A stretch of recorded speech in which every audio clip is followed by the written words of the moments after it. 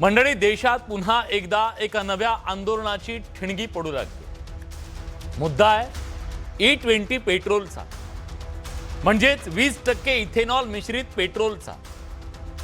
आज नागपुरातल्या गडकरींच्या घरावर युवक काँग्रेसचे कार्यकर्ते धडकले।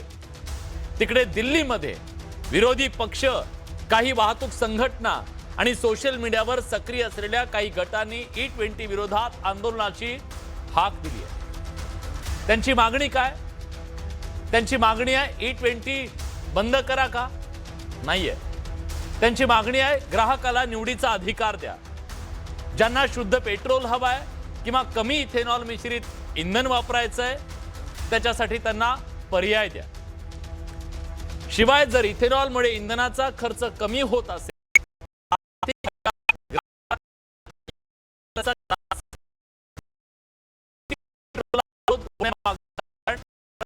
लाखो E20 येण्यापूर्वीची आहेत, ज्यांच्या खराब होत आहेत असं त्यांचं म्हणणं आहे। E20 मुळे मायलेज कमी होत आहे, इंधनाचा खर्च वाढतोय, इंजिन खराब होतंय, पण सरकारला हे मान्य नाहीये। E20 मुळे वाहनांचं नुकसान झाल्याची किंवा कार्यक्षमतेत घट झाल्याची कोणतीही तक्रार नाही असं सरकारचं म्हणणं आहे।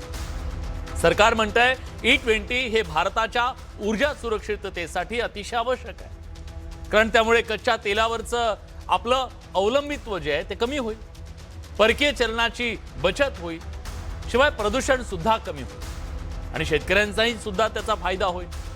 खरं तर ऐकायला हे सगळं योग्य वाटतंय आणि हे योग्यच आहे, त्याच्याबद्दल काही दुमत नाही, पण नागरिकांच्या शंकाही तितक्याच रास्त आहेत।